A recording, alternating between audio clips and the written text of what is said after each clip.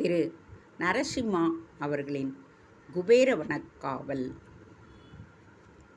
1957 ஆண்டு சிதம்பரம். அப்பாடி, ஒரு வழியா அந்த மிருகாவோட சுயரூபத்தை தெரிஞ்சிட்டாரா அப்பா? அப்புறம் என்னாச்சு தாத்தா? அமுதனின் ஆவல் அதிகரித்தது. உங்க அப்பா ஓடி வந்து என் காலில் விழுந்தான் என்றார் நம்பாடுவான். 1939 சென்னை. வேர்த்து விறுவிறுத்து உள்ளே வந்த புருஷோத்தமனை கண்டு கலவரப்பட்டு போனாள் வனஜா. நேராக நம்பாடுவானின் காலில் தடாரென்று விழுந்தான் புருஷோத்தமன். என்னப்பா ஆச்சு? பரிவுடன் கேட்டார் நம்பாடுவான். தாத்தா, நீங்கள் சொன்னதுதான் சரி. அந்த பொண்ணு மிருகரஞ்சிகா தான். நீங்கள் பாட்டாவே விரித்த அத்தனை காட்சிகளுமே அவளோட ஆல்பத்தில் புகைப்படங்களாக இருந்தன. அது மட்டும் இல்லை, நீல கல் பதிச்ச டாலர் ஒன்றும் வச்சிருக்கிறா. அவள் கால் விரல்கள் தரையில் பதியலை, இடுப்பில் மடிப்புகள் இல்லை, சந்தேகமே இல்லை. அவள் அந்த யட்சினி தான் தாத்தா. அவன் படபடப்புடன் பேசினான். இப்போவாவது புரிஞ்சிட்டியே, இனிமே உனக்கு நல்லது தான் நடக்கும். அம்மா, என்னடா கண்ணு? மகன் அப்பொழுதே மீண்டு விட்டதைப் போல் நிம்மதி வனஜாவின் இதயத்தை கவ்வ பாசத்துடன் கேட்டாள் வனஜா. தாத்தா சொன்னபடி நான் கல்யாணம் பண்ணிக்கிறேம்மா. வனஜாவின் முகத்தில் சந்தோஷம். என் வயத்தில் பாலை வாத்தேடா. இப்போவே நான் பொண்ணு தேட ஆரம்பிச்சிடுறேன். முதல்ல அதை செய்யுமா. வர்ற முகூர்த்தத்திலேயே புருஷோத்தமனுக்கு கல்யாணத்தை முடிச்சுடு. தன் பங்குக்கு கசடவாக்கி அவள் சந்தோஷத்தில் பங்கு கொண்டார். அம்மா, நீ வெளியில் கூட பொண்ணை தேட வேண்டாம். நான் அத்தை பொண்ணு ஜோத்ஸ்னாவையே கல்யாணம் பண்ணிக்கிறேன். புருஷ் தயக்கத்துடன் சொல்ல வனஜா தன் செவிகளையே நம்ப முடியாமல் அவனை பார்த்தாள். ஜோத்ஸ்னா நல்ல அழகிதான், ஆனால் படிப்பு கிடையாது. 6ஆம் வகுப்போடு படிப்புக்கு டாட்டா சொல்லிவிட்டாள். அவள் தந்தை ராமனையங்காரிடம் தேள் கடிக்கு வைத்தியம், பாம்பு கடிக்கு வைத்தியம், மந்திரம் ஜெபித்து விஷத்தை முறிப்பது, மஞ்சள் காமாலை நோய்க்கு மந்திரிப்பது போன்ற விஷயங்களை கற்றுக்கொண்டிருந்தாள். மந்திரிக்கும் நேரம் போக அருகில் இருக்கும் பார்த்தசாரதி கோவிலே கதி என்று கிடப்பாள். அர்ச்சகரிடம் வம்படித்து கொண்டு பெருமாளுக்கு இன்ன அலங்காரம் சாற்றுங்கள் என்று ஐடியாவும் கூறுவாள். பெருமாளுக்கு மாலை தொடுத்து தருவாள். மொத்தத்தில் கோவில்தான் அவளுடைய உலகம். மஞ்சள் பூசி பூ வைத்து ஜோத்ஸ்னா நடந்து வரும் பொழுது தாயாரே தன் சந்நிதியை விட்டு எழுந்து வந்து விட்டாளோ என்று தோன்றும். வக்கிர எண்ணங்களை தோற்றுவிக்காத தெய்வீக அழகு ஜோத்ஸ்னாவுடையது. வனஜா அவளை அடிக்கடி கோவில் பார்ப்பது வழக்கம். இவள் கோவிலுக்கு செல்லும் போதெல்லாம் ஜோத்ஸ்னாவை தன் வீட்டுக்கு வந்த விருந்தாளியைப் போல வனஜா அன்போடு வரவேற்பாள். வனஜாவை அவள் இந்த ஜோத்ஸ்னாவை தான் கல்யாணம் பண்ணிக்க தான் தயார் என்று கூறியிருந்தான் புருஷ். வனஜா தயங்கினாள். என்னதான் அழகாக இருந்தாலும், இவளுடைய நாத்தனார் பொண்ணாக இருந்தாலும் படிப்பு இல்லையே. காலேஜில் பொருளாதாரம் படித்துவிட்டு பெரிய வேலையில் சேரப்போகின்ற புருஷுக்கு போய் ஜோத்ஸ்னாவை பார்ப்பது? வனஜா யோசிப்பதைக் கண்டு வியந்தார் நம்பாடுவான். வனஜா, அவள்தான் தெல்ல தெளிவாக சொல்லிட்டானே, அத்தை பண்ணை பண்ணிக்கிறேன்னு. முறை இருக்குண்ணா, பண்ணிட வேண்டியது தானே. மாமா, அந்த பொண்ணு ஒரு உதவாக்கிற, சதா சர்வகாலமும் கோயிலே கதின்னு கிடக்கிறவ. படிப்பும் கிடையாது. சுட்டு போட்டாலும் இங்கிலீஷ் வராது, பாடவும் தெரியாது. அவளுக்கு தெரிஞ்சதெல்லாம் பாம்புக்கடி தேள்கடிக்கு மந்திரிக்கிறது மட்டும்தான். குடும்பத்துக்கு அடக்கமாக இருப்பா, ஆனால் பொது காரியங்கள்லாம் செய்ய தெரியாது.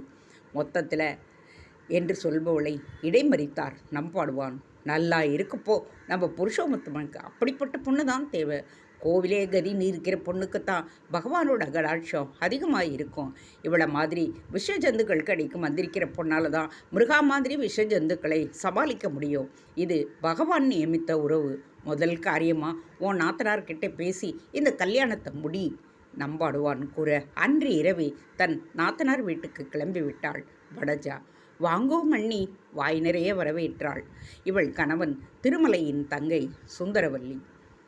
இங்கே பாருங்கோ, யார் வந்திருக்கான்னு சுந்தரவல்லி குரல் கொடுக்க, கையில் திவ்ய பிரபந்த புத்தகத்துடனும் மூக்கில் வழிந்திருந்த கண்ணாடியுமாக அங்கே பிரசன்னமானார் ராமனையங்கார். எப்படிமா இருக்கே வனஜா? பிள்ளையாண்டா சௌக்கியமா? ஈசி சேரில் சாய்ந்தபடியே 4000 திவ்ய பிரபந்தத்தை தன் மடியின் மீது வைத்து கொண்டார் ராமன். அவன் சௌக்கியமாக இருக்கணும்னு தான் மாமா உங்களை தேடிட்டு வந்திருக்கேன். பீடிகையுடன் விவகாரத்தில் இறங்கினாள் வனஜா. என்ன விஷயம் சொல்லுங்கோ மண்ணி, மிடறு விழுங்கிய வனஜா மடமடவென்று விஷயத்தை சொன்னாள். சுந்தரி, புருஷோத்தமனுக்கு இன்னும் 2 மாதத்தில் படிப்பு முடிஞ்சிடும். அவன் ஃப்ரெண்டு நாகராஜனோட அப்பா மூலமாக சென்னகேசவ முதலியார் கம்பெனியில் அசிஸ்டன்ட் மேனேஜர் உத்தியோகம் காத்துட்டு இருக்கு. படிப்பு முடிஞ்ச கையோட வேலையில் சேர சொல்லிட்டா. மாதம் 150 ரூபா தர்றதா, அப்புறம் 200 ஆக்கிடுவா. அதனால் சுந்தரியும் ராமனையாங்கும் அவளை வியப்புடன் பார்த்தனர். புருஷோத்தமனுக்கு கல்யாணம் பண்ணிடலாம்னு பார்க்குறேன். உங்களுக்கு சம்மதம்னா ஜோத்ஸ்னாவை எங்காத்து மாட்டு பொண்ணை ஆக்கிடலான்னு ஒரு எண்ணம். சுந்தரவல்லி பிரமிப்புடன் வனஜாவை பார்த்தாள். அவளுக்கு உள்ளுரைந்த ஆசை வெகு நாட்களாகவே இருந்தது.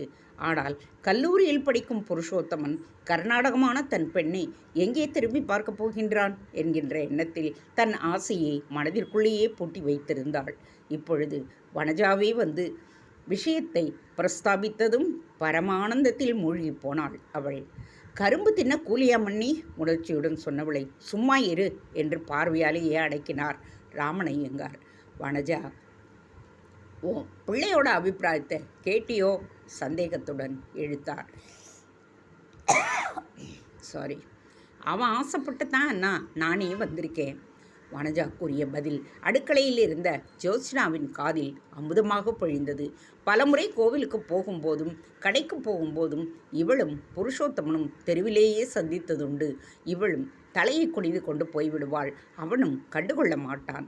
அத்தை பெண் மாமா பிள்ளை உறவு என்பதால் பேசினாலேயே ஊரார் ஜோடி சேர்த்து விடுவார்கள் என்ற பயம் இருவருக்குமே இருந்தது. ஜோத்ஸ்னாவுக்கு புருஷ் மீது கொள்ளை ஆசை. ஆனால் அவன் எங்கே தன்னை சீந்த போகின்றான் என்கின்ற மனப்பான்மையில் அவனை நெருங்கவே பயந்தாள். புருஷோத்தமனுக்கும் அவள் மீது எந்த விதமான அபிப்பிராயமும் கிடையாது. நண்பர்களுடன் ஒரு நாள் அரட்டை அடித்து கொண்டிருந்த பொழுது தெருவில் சென்று கொண்டிருந்த பெண்களை பற்றி கமெண்ட் அடித்து கொண்டு இருந்த இவனுடைய நண்பர்கள் அந்த பக்கமாக ஜோத்ஸ்னா வந்த பொழுது மௌனம் சாதித்தனர். இவனுடைய அத்தைப்பெண் என்பதே தெரியாத நண்பன் ஒருவன் ஜோத்ஸ்னாவை பார்த்ததும் புகழ்ந்து தள்ளிவிட்டான். பொண்ணுன்னா இவதாண்டா பொண்ணு. அவள் அழகை பார்க்குறச்ச கையை எடுத்து கும்பிடணும்னு தோடுது. எவ்வளவு அடக்கமா தலையை குடிஞ்சிக்கிட்டு போகிறாப்பாரு என்று அவன் சர்டிஃபிகேட் கொடுக்க ஜோத்ஸ்னாவை நினைத்து பெருமைப்பட்டான் புருஷ். ஆனால் அவளை கல்யாணம் செய்து கொள்ள வேண்டும் என்கின்ற எண்ணம் எப்பொழுதுமே வந்ததில்லை. முருகா கொடுத்த அதிர்ச்சியில் ஜோத்ஸ்னா மாதிரி பெண் அவன் கண்களுக்கு உயர்ந்தவளாக தெரியவே தாயிடம் அவளை கல்யாணம் செய்து கொள்ள சம்மதத்தை தெரிவித்து விட்டான். ஒருமுறை புருஷ் கோவிலுக்கு வந்த பொழுது இருவரும் தாயார் சந்நிதியில் சந்தித்து கொண்டனர். தன்னுடைய மாமா பையன் என்று புருஷோத்தமனை அவள் அர்ச்சகருக்கு அறிமுகப்படுத்த அவர் அவனுக்கு விசேஷ மரியாதைகளை செய்து அனுப்பினார். அப்போது கூட இருவரும் பேசிக்கொள்ளவே இல்லை. இன்று அவன் தன்னை கல்யாணம் செய்து கொள்ள ஆசைப்படுவதாக வனஜாமாமி கூறியதும் ஸ்தம்பித்து போய்விட்டாள் ஜோத்ஸ்னா. ஆச்சரியம்தான். அவன் கல்லூரியில் உடன் படிக்கும் பல பெண்கள் இருக்கின்றார்களே, அவர்களில் ஒருத்தி கூடவா அவனை வசீகரிக்கவில்லை? தன்னிடம் அப்படி எண்ணத்தை கண்டுவிட்டான் புருஷோத்தமன். அழகை தவிர தன்னிடம் வேறு ஒரு தகுதியும் இல்லையே. ஒருவேளை அழகு மட்டும்தான் போதும் என்று நினைத்து விட்டாரோ?